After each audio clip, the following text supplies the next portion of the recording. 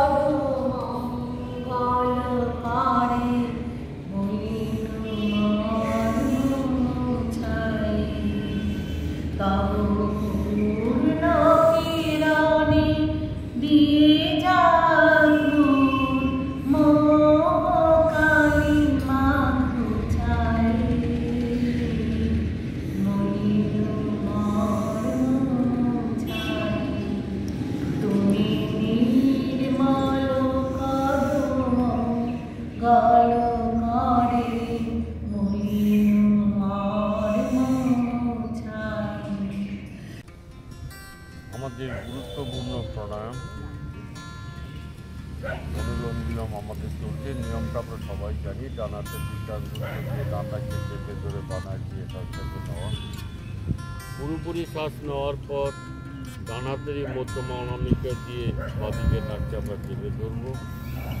যে শ্বাসটা আমরা নিয়েছিলাম সেই শ্বাসটাকে আমরা ছেড়ে দেবো। এবার কন্টিনিউ আমরা করতে থাকবো। একবার ডান নাক বানা দিয়ে শ্বাসটাকে ছেড়ে বন্ধ করতে হবে। আমাদের খুবই গুরুত্বপূর্ণ প্রাণায়াম। আমরা যদি ঠিকভাবে করতে পারি নিউরোরোগ থেকে আমরা অনেকটাই দূরে থাকতে পারবো। মানসিক ডেভেলপমেন্ট হবে। আমরা অনেকটাই উপকার পাবো। ব্রেনের ক্ষেত্রে ব্রেন স্ট্রোক থেকে আমরা রক্ষা পাবো, হার্ট অ্যাটাক থেকে রক্ষা পাবো, সেরিব্রাল অ্যাটাক থেকে রক্ষা পাওয়া যায়। এতগুলো কাজ বিনা ওষুধে আমরা লাভবান হতে পারি যদি কিনা ঠিকভাবে মনোসংযোগ বাড়িয়ে সঠিকভাবে আমরা করতে পারি। প্রাণায়াম এমন একটা জিনিস, মনের অন্তরের জিনিস, শরীরকে সঠিকভাবে নির্মল করে, মঙ্গল করে, যা নাকি একটু আগেই গানটা শুনলাম, নির্মলও করো মঙ্গলও করো। অতএব আমাদের শরীরকে ঠিক রাখতে হলে আমরা মনোসংযোগ বাড়িয়ে সঠিকভাবে আমরা করব অনুলোম বিলোম। নিজের শরীরকে আমরা সুস্থ রাখতে পারবো, ব্রেনকে আমরা ঠিক রাখতে পারবো। অতএব স্মৃতি ভ্রম যে হওয়া, ভুলে যাওয়া যে জিনিসটা, সেই জিনিসটার থেকে আমরা দূরে থাকতে পারবো। কেন এখানে আমরা সবাই একটু বয়স্ক ব্যক্তি বা যোগ করে থাকি আমরা। অতএব তাদের ক্ষেত্রে স্মৃতিভ্রম হওয়াটাই স্বাভাবিক। সেদিক থেকে আমরা একটু সেটাকে আমরা লাভ করতে পারবো। অর্থাৎ ভুলে যাওয়া জিনিসটা থেকে আমরা দূরে থাকতে পারবো। মনোসংযোগ বাড়িয়ে ঠিকভাবে আমরা করব অনুলোম বিলোম। আমরা ঘাড়ের ব্যায়ামে যাচ্ছি। ঘাড়ের চাপ সৃষ্টি করে সামনে তাকানো। এবার আমরা ঘাড়ের ব্যায়ামে যাবো। অনুলোম বিলোমটাকে পাচ্ছি। আমার বেলা হয়ে গেছে অনেক। তো সকালবেলায় বাণী সংঘ মাঠে যোগ প্রাণায়াম সেরে আমি সাইকেল নিয়ে চলে এসেছি সেই ঠাকুমার বাড়ির কাছে। ঠাকুমার বাড়ির অনতি দূরত্বেই এত সুন্দর ফুল গাছের জমি, এত সুন্দর সবজি গাছ, শাক গাছ। সেখানে আমার অনেক পরিচিত লোকজনেরাই মটরশুঁটি তুলছে আর আজকে এই প্রথমবার শেষের দিনের মটরশুঁটি তোলা। এদিকে পালং শাকের জমি আপনারা দেখতে পাচ্ছেন, সেই জমি পার করছি সাইকেল নিয়ে।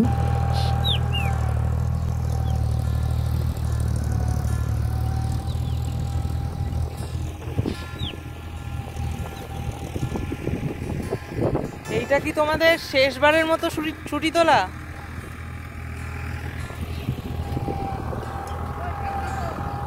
ঠাকুমা গেছে ওই রেশনের মনে হয় কার্ড নিয়ে গেছে ওইদিকে।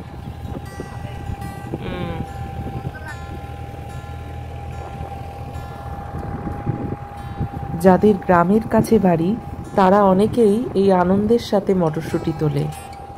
আমি আগের সপ্তাহে ভিডিওর মাধ্যমে দেখিয়েছিলাম যে প্রথম মটরশুঁটি তোলা, কিন্তু এখন মটরশুঁটির সিজন শেষ হয়ে আসছে, তার জন্য কদিন আমাদের শেষের দিনের মটরশুঁটি তোলা কাজ চলছে।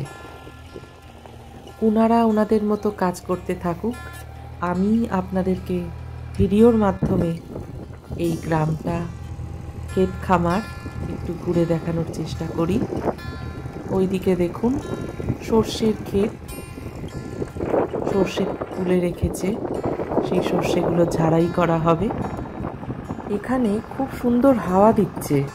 এখন তো বলতে গেলে শীতকাল চলে যাচ্ছে এবং গরমকাল আসন্ন। অনেক সময় আমাদের গরম লাগছে, আমাদের শরীরেও কষ্ট হচ্ছে গরমের জন্য। তো আমি প্রত্যেক বছর গরমকালে এই জায়গাতেই চলে আসতাম। আমাদের বাড়ি থেকে কিছুটা দূরে এই আড়াইসি কলোনি, তার জন্য সাইকেল করেই আমি এখানে আসতাম। এখানে আরেকটু ভেতরে গেলে আরও বড় বড় গাছ রয়েছে, সেই গাছের তলায় বসে গরমের তীব্র দাবদাহের ক্লান্তিটা দূর করতাম। ফাঁকা জমিতে এই পাখিরা কি সুন্দর খেলে বেড়াচ্ছে। আমি এই দৃশ্যগুলো ক্যামেরাবন্দি করবার চেষ্টা করছি, ভিডিও করছি। তো যাই হোক, এখনো গরম পড়েনি, গরমের দিন আরও কিছুদিন বাকি আছে গরম পড়তে। এখানে দেখেন অন্যান্য ফসল যখন লাগানো হয়েছিল, সেই ফসলগুলো ওঠানোর পরে এই জমিতে ট্র্যাক্টর দিয়ে এর মাটিগুলোকে, জমির মাটিগুলোকে আরও উর্বর করে নেওয়া হচ্ছে, যাতে অন্যান্য আরও ফসল লাগানো যায়। এটা কিন্তু আমাদের জীবনের সঙ্গেও রিলেটেবল, অনেকাংশেই মিলে যায়।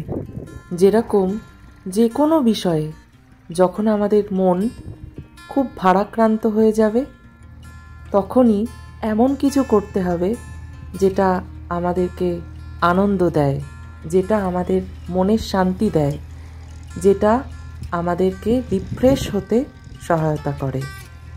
এইভাবে নিজেদের মনকে হালকা করে আমরা প্রত্যেকেই আমাদের নিজস্ব নিজস্ব জীবনে আরও এগিয়ে যেতে পারবো। আজকের মতো এখানেই আসছি, দেখা হবে পরবর্তী ব্লগে। ভালো থাকবেন সকলে।